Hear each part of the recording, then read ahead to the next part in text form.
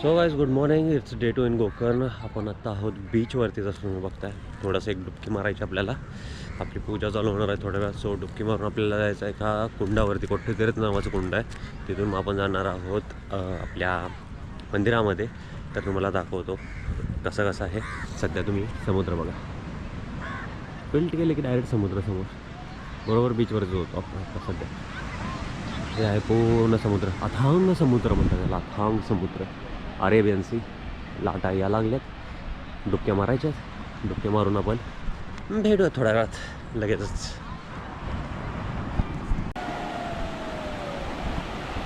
धाडस नाही ते आबूट धाडस.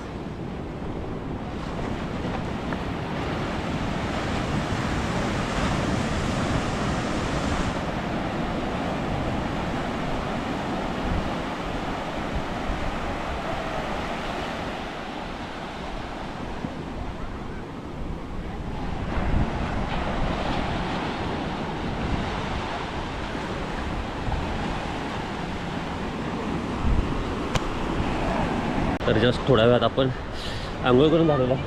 मामी पाठीमागं पाणी घेते अंगावर आणि आपण थोड्या वेळ निघायचा. थंडी भयानक वाजायला लागली झाली. जाऊया आता कोठेतीर्थला. काय कोठेतीर्थला जाऊया. कोठेतीर्थला जाऊन तिथं आनंद पाणी अंगावर टाकून घेऊन देवाला जाऊया पहिल्यांदा. कारण ना आपण गोकर्णला आज एक दिवस थांबायचं होतं आणि गोकर्णाचं बीच फिरायचे होते. एक ओम बीच म्हणून आहे तिथे. वॉटर स्पोर्ट्स वगैरे होतं. तो तिकडे जायचं होतं पण मे बी ते कॅन्सल होणार. कारण की आपल्याला जायचं आहे पुढे. एक केव्ज आहेत मस्त. त्या केव्ज बघायला जायचं आहे. तिथे गेल्यावर दाखवतो किती मस्त केव्ज आहे ते. तिथे गेल्यावर तुम्हाला काय मध्ये आवडतो निघतो. थंडीवर झालं भयानक. आपण आता पूर्ण बाजारपेठेत आहोत. ही पूर्ण बाजारपेठ संध्याकाळी एवढी मोठी असते ना. म्हणजे सगळे दुकानं ओपन झाले असतात. विषय म्हणजे इकडे स्पायसेस खूप स्वस्त आहेत पहिली गोष्ट म्हणजे. आणि बाकीचे काय कपडे बॅग्स बिन बॅग्स वगैरे आहेत त्या तुम्ही घेऊ शकता. किंवा ज्यूट बॅग्स आहेत. ज्यूटच्या पण बॅग्स वगैरे त्या पण तुम्ही घेऊ शकता. आता निघत कोठेतीर्थ. हे आहे कोठेतीर्थ म्हणून कुंड आहे. इथला फेमस कुंड आहे. इथं ऑलमोस्ट सगळेजण म्हणजे सकाळी सकाळी पूजा करायला येतात. आणि आपली पण आत्ता मस्तपैकी आपण डोक्यावरून पाणी वगैरे घेतलं. पूजा पण चालू होते जोरात. निघूयात आपण लवकरात लवकर आणि दर्शन घेऊयात. पूजा संपन्न करूयात आणि आपल्या मार्गाला निघूयात. चला.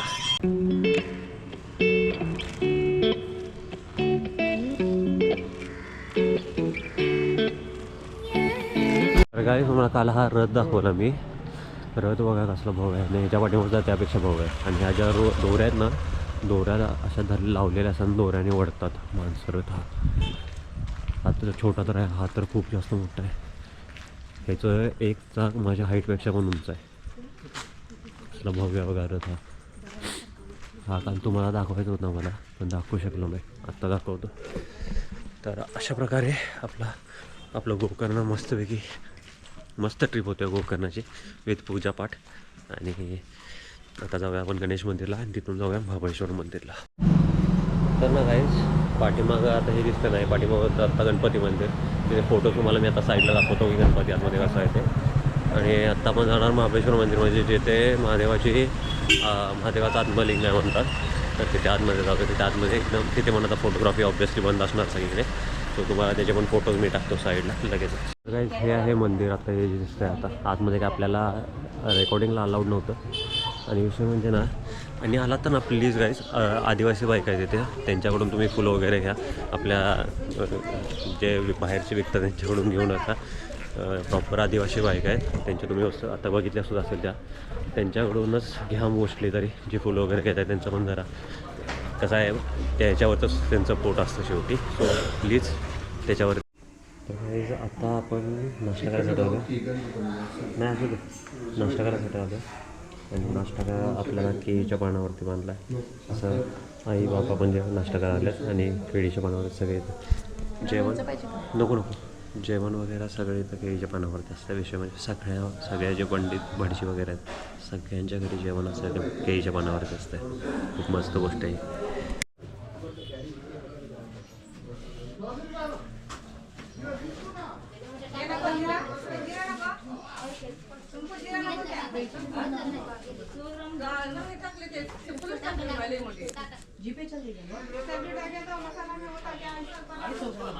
सगळ्याच शूटिंग करतो.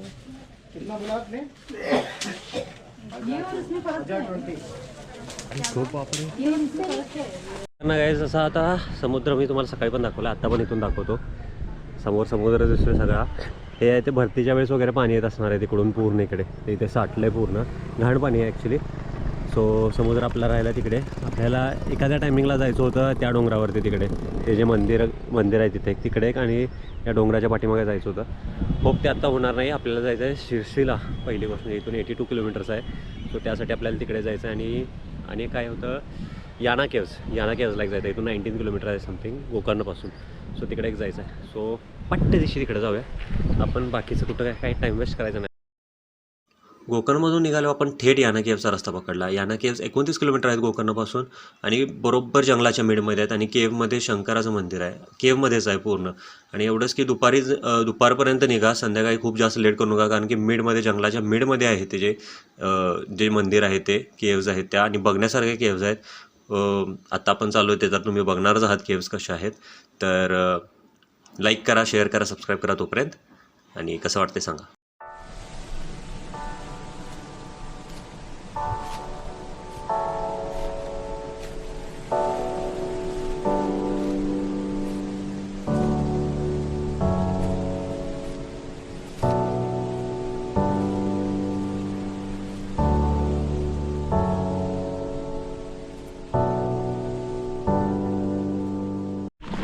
तर गाईज आपण फायनली यानाला पोचलो, याना केव्जला. आणि असं तुम्ही पहिला रस्ता भयानक खतरनाक आहे. ऐक घसरता वाचलेलो आहे. आता इथून ते मधून दिसतं ना तुम्हाला, टोकरी डोंगर दगड दिसतात बघा, बेसॉल्ट रॉक्स. तिथे केव्ज आहेत, आपल्याला तिथे जायचं आहे. आणि एकदा घसरता वाचलो. फायनली इकडे पोचलो खाली. आता नाही घसरत. 2 वेळा घसरलो इथे. आता नाही घसरत. काय पण होते. आता प्लेन रोड लागला. 2 वेळा घसरलो. तर फक्त सांगायचं म्हणजे, कशाला कोण आला असेल रे इथं आईला. कसलं घनदाड जंगल आहे, कसलं घनदाड आहे माहिती आहे का. आजूबाजूला असं म्हणजे मी बोलतोय आणि आम्ही चालतोय एवढेच आवाज येत आहेत. आणि पक्ष्यांचे बस. बाकी ना गाड्यांचा आवाज आहे ना बाकी कशांचा आवाज आहे. आणि विषय म्हणजे एवढा येणार कोण आहे. आमच्यासारखी कोणी माणसंच, ज्यांना असं म्हणजे फिरण्याची वगैरे, एक्सप्लोअर करण्याची ज्यांना हौस आहे, अशीच लोक येतात इकडे. बघा ना राव, इकडे एकतर हे आहे, झरणा वाहतो इथे. आणि इथे प्राणी येत नसतील कशावरून, खतरनाकवाले प्राणी असतील ना काय तिथे जंगलात. आणि आंबोलीपासूनचं हे जंगल आहे ते पूर्ण कनेक्टेड आहे. जे ऑब्व्हियसली आंबोली जंगलाचे भाग आहेत तिकडं ट्रेकिंग करत नक्कीच येत असणार आहेत. बघा ना कसली घड आहे इथे लपन नसेल कशावरनं. वाघ, चित्ता नाही सॉरी, बिबट्या कसल्या बघायची मुळं बघा कसली आहेत. साबीब नसतील कशावरनं इथं. हो ना, कसल्या बघा ना. चला पुढे जाऊया डायरेक्ट केव्ह. बघा हेच ते दिसतंय, इकडे दिसतं, इथं पण दिसतात बघा वरती. या सगळ्या शिळा आहेत वरती आलेल्या. कशा आल्याच असतील काय माहीत. असं म्हणजे एकदम भूकंपाचा किंवा ज्वालामुखीचा असा उद्रेक झाल्यावरती एकदम असायला प्रेशर मिळालं असणार आहे खाली. आणि ते तिथंच लावा जमला आहे पूर्ण. आणि ते तिकडं टोक तयार झाले सगळ्याचे. कसले आहेत बघा ना ते. याना केव्ज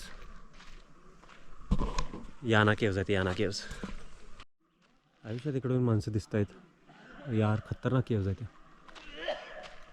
थंबनेलसाठी घेऊयात आपण एक छोटंसं क्लिप.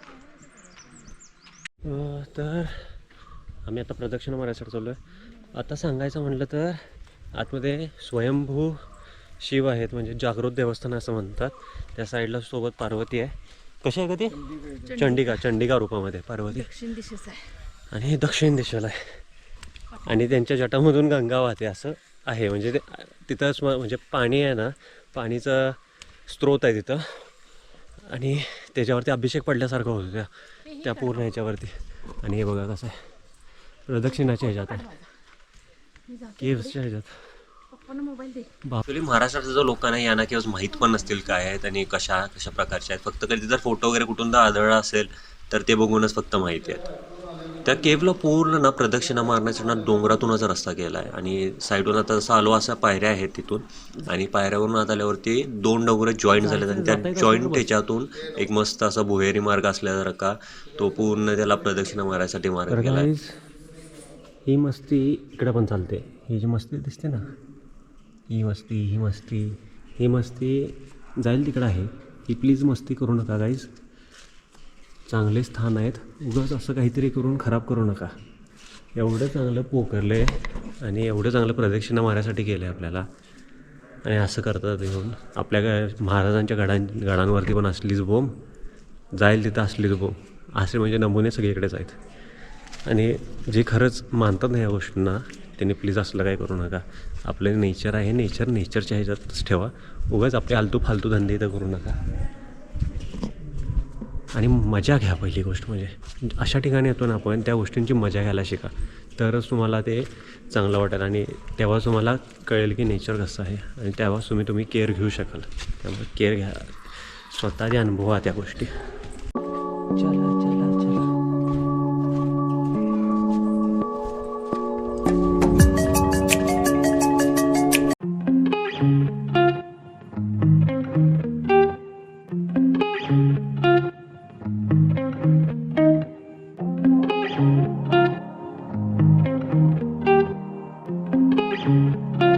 हाऊसला जाणं घ्या.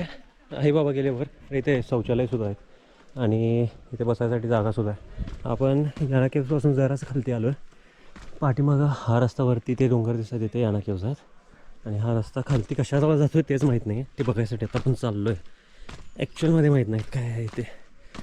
आणि गोव्यापासून जर आला तर 190-200 किलोमीटरच्या आसपास आहे. येऊन बघू शकता यार चांगला आहे. आणि मराठी ब्लॉग आहे तुमच्यासाठी काय. मराठी लोकांना हे माहीतच नाही. पहिली गोष्ट म्हणजे तुम्ही बघू शकताय. तुम्ही नक्कीच बघू शकताय मराठी ब्लॉगर. शिळा थोडंसं आत आलं आपण जागा सोडून. तुम्हाला जाता आता रस्त्याने जात आता हा रस्ता आहे आणि ह्या रस्त्याने जाता आता थोडंसं खालती आली की तुम्हाला हे दिसेल. इथं जायचं नाही पण खाली काय उगाच रिस्क घ्यायला नको कसल्या गोष्टींची. ती शिळा पूर्ण अंतराळी टेकली आहे त्या ह्याच्यावरती. तिकडचा एक खालती सपोर्ट आहे त्याला इकडे सपोर्ट आहे त्याच्यावरती शिळा आहे मस्त मोठी. चला आहेच तुम्ही ना एकटं नाही फिरू शकत इकडे. म्हणजे ॲज अ रायडर म्हणजे तुम्ही जर बाईक रायडिंग करत असाल आणि अशा ठिकाणी येत असाल it's not the safe thing. एकटं तर अजिबात नाही येऊ शकत तुम्ही अशा ठिकाणी. म्हणजे भयानक घनदाट आहे. एकतर कसं पडतं एक तर स्टेट डिफरंट पडते आणि घनदाट जंगल आहे त्यामुळे एकटं येणं सेफ नाही. आता मी पण एकटं आलो मला पण भीती वाटते थोडीशी नेमकं असं खाली काय असेल. पण सध्या महाशिवरात्र आहे सो महाशिवरात्रीच्या ह्याने ते खूप जास्त रेलचल आहे. माणसं कामं वगैरे करतात त्यांची सो त्यासाठी ही एक चांगली गोष्ट आहे. भला मोठा पाऊस आलेला आहे आपला भला मोठा. हा जो रस्ता आहे जो रस्त्याने आपण आलो आहे तो रस्ता दुसऱ्याकडून साईडून एक रस्ता येतो आहे त्या रस्त्यासाठी हा रस्ता आहे हा चढ. सो खाली येऊन काहीच हे नाही झालं फक्त ती शिळा एक तेवढी चांगली बघायला मिळाली. खूप खालती उतरलो रे वाटली आता. तर इतक्या सुंदर केव्स बघितल्यानंतर आपण आलो सिरसीमध्ये आहे मरिकंबा टेम्पल म्हणून. तर ते टेम्पल पण खूप रॅखीव आहे. खूप पुरातन टेम्पल आहे. तिथे खूप श्रद्धाळू येतात आणि प्रचंड असं सुंदर मंदिर आहे. हे तुम्ही जसं बघताय ना खूप सुंदर असं मंदिर आहे हे. आणि इथे सगळ्यात जास्त म्हणजे बंजारा जो समाज आहे तो समाजाची लोक तर इथे खूप जास्त प्रचंड. तर काय आपण मगाशी मंदिराला व्हिजिट करून आलो श्रीलिंगाला. हे आहे नदीमध्ये का खूप लिंग आहेत म्हणजे 1678मध्ये टू 1718 ह्या टाईम पिरियडमध्ये इथे बरेच लिंग स्थापित केले आहेत. आता तुम्हाला फिरून दाखवतो. आता हे बघा नदी आहे पूर्ण आणि नदीमध्ये तुम्हाला ठीक बऱ्याच ठिकाणी बऱ्याच दगडांवरती शिवलिंग कोरलेले दिसतील. तर हे मागच्या वेळेस आपल्याला हम्पीमध्ये असताना बघायचं होतं तर ते आता शिर्सीमध्ये आल्यावरती बघायला लागलो आपण. 16वीं सेंचुरी में बनाए. हाँ, बच्चे नहीं हो तो भगवान से प्रार्थना करो. बच्चे होने के बाद 10 किलोमीटर तक लिंग बनाए. ऐसे 10 किलोमीटर तक है. शिवरात्रि यात्रा है.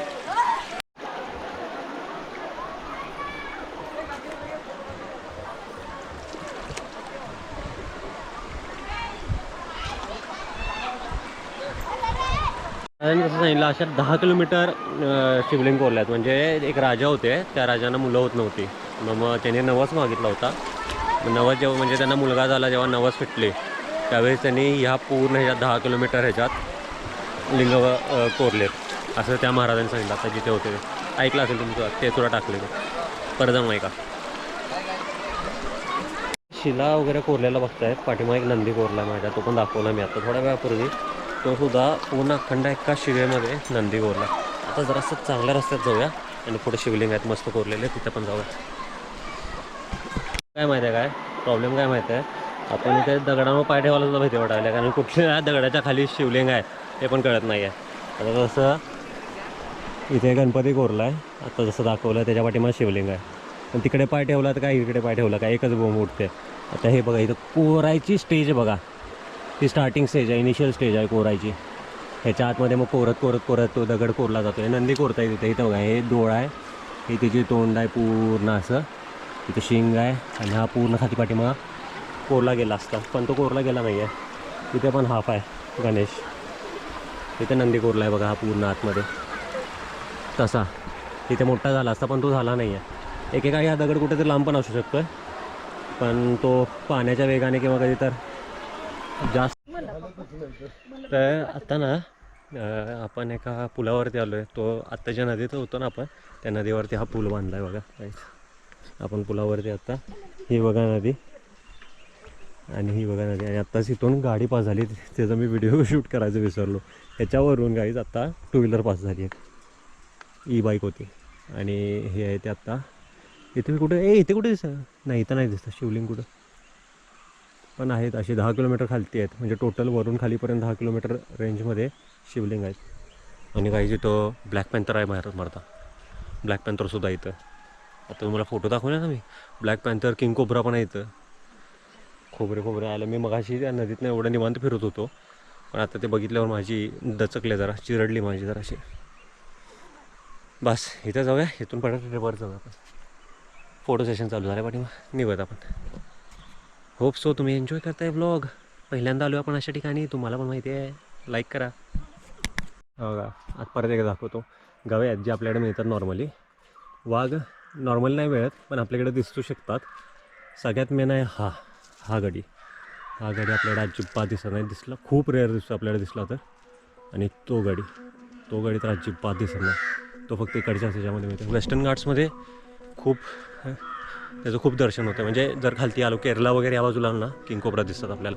गोवा, केरला आणि कर्नाटकाचा हा भाग वेस्टर्न घाट्सचा खूप दिसतात. तर काय finally we are in Kolhapur. आता बघताय हॉटेल नैवेद्याला आलो आहे. आता जेवून जायचं आहे, व्हेज खायचं आहे. आपली पूजा झाली आहे तेव्हा, महिनाभर आपलं व्हेज आहे. महिनाभर नॉनव्हेज काहीच नाही खाऊ शकत. सो जाऊयात नैवेद्यामध्ये जेवूयात. होप सो तुम्हाला हा ब्लॉग आवडला असेल, 2 ब्लॉगची सिरीज आवडली असेल लाईक करा, शेअर करा, सबस्क्राईब करा चॅनलला. Thank you, bye bye, take care. This was me Sideways signing out. Bye bye.